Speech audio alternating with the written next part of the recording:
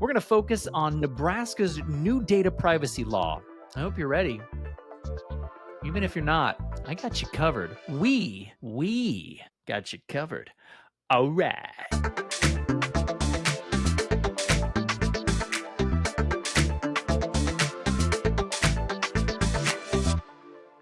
Ladies and gentlemen, welcome to our blogcast series presented by Transcend. I'm your host, Cameron Ivey, and today, big news from the Cornhusker State. Nebraska's Data Privacy Act has been signed into law and kicks off on January 1st, 2025. And you're saying to yourself, well, I already heard that back in like April. All right, slow down. Nebraska is now the 17th state to hop on the data privacy train, extending its consumer protection even further. Everybody hop on. Choo choo. So, who needs to know this? If you're doing business in Nebraska and handle personal data, listen up.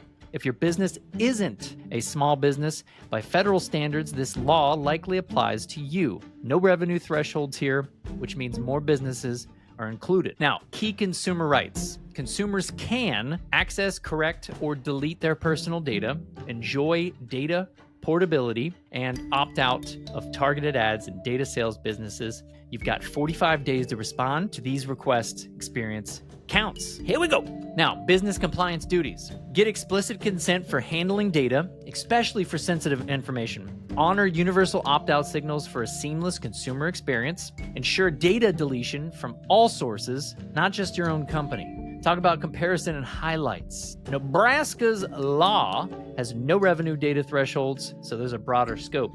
Permanent 30-day cure period for violations, so you have time to fix issues before penalties hit. And defines data sale broadly, meaning more transparency and consumer control is essential. Now, let's talk about the compliance checklist real quick. Number 1, conduct a gap analysis. Number 2, complete a data inventory. Number 3, set up consumer request mechanisms. Number 4, implement consent management.